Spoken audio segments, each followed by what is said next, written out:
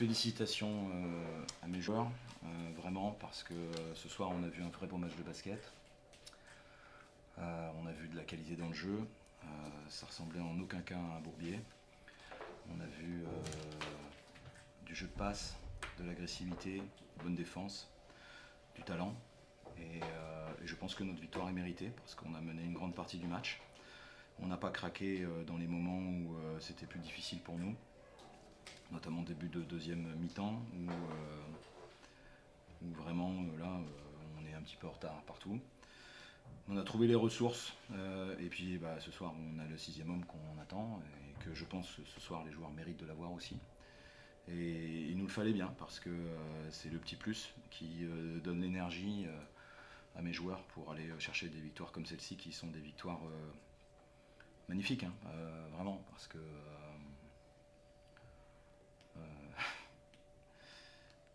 ouais, sur la ligne de départ c'est quand même loin d'être fait et voilà, on les a battus 2 fois. Je disais en rigolant à Alain Tinet quand on a été gagné là-bas qu'on essaierait de faire le job, hein, et bon voilà, on le fait. Mais ça montre aussi la qualité de la saison qu'on est en train de proposer. Quand on est capable de gagner à Saint-Chamond, quand on est capable de gagner 2 fois contre Chalon, ça veut dire qu'on est là. Donc alors après, évidemment, on n'est pas capable de mettre la qualité qu'on a proposée ce soir tout le temps, c'est normal. Mais être capable de faire un gros match et surtout avoir une très belle réaction après le match de Nantes, j'en suis ravi. Le message est bien passé. On a vu du jeu de passe, on a vu du collectif, on a vu de belles actions. On a vu une équipe qui s'accrochait, on a vu des garçons qui progressaient. Ce soir, Neftali, c'est quand même pas rien, hein, ce qu'il fait.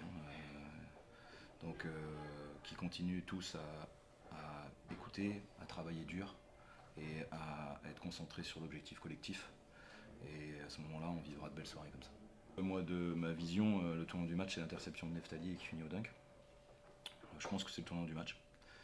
Parce que ça nous donne suffisamment d'avance pour qu'on puisse gérer à peu près convenablement les dernières possessions, même si Washington montre tout son talent, hein. Nous, ce qu'on veut sur les dernières possessions, c'est pas prendre de 3 points, on prend beaucoup de 2 points par contre. Mais on ne perd pas la balle sur les montées de balles, on arrive à amener le ballon sur les joueurs qu'il nous faut, Kendall Anthony en l'occurrence, ou Benoît sur la fin. Et c'est remarquable, parce qu'effectivement la deuxième faute antisportive de Hernan Zamora nous fait très très mal. Voilà. Il y aurait des choses à dire ce soir sur la façon dont on a été sifflé. Mais j'attendrai de regarder la vidéo pour me faire un avis, puisque quand on est sur le banc de touche, on est parfois très loin des actions, et je reconnais par contre une très bonne communication de la part des 3 arbitres.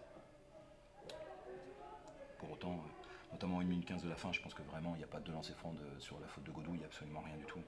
Et il faut laisser les joueurs décider de la fin du match, c'est très important. Mais oui, c'est sûr qu'au moment où il y aura des lancers francs, c'est un moment important, mais c'est pas facile ce soir de mettre des lancers francs quand on a 3000 comme ça à côté qui font un peu de bruit.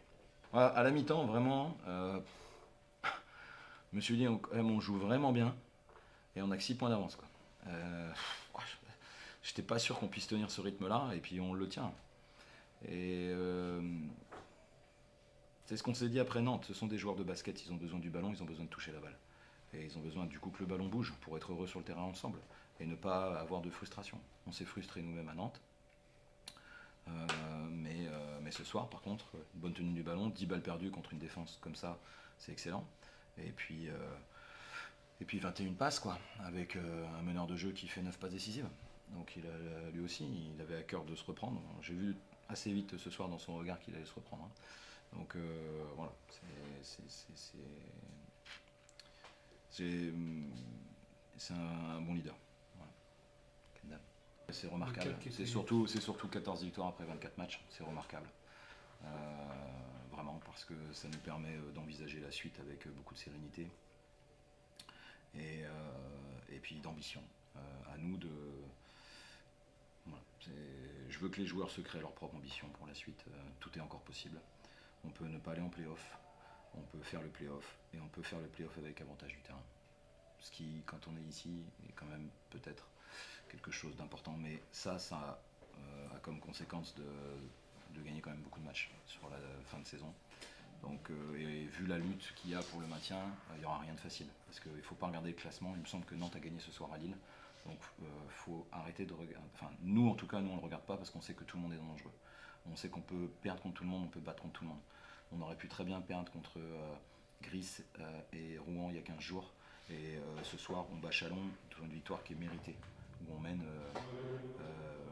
une grande partie du match, 30 minutes.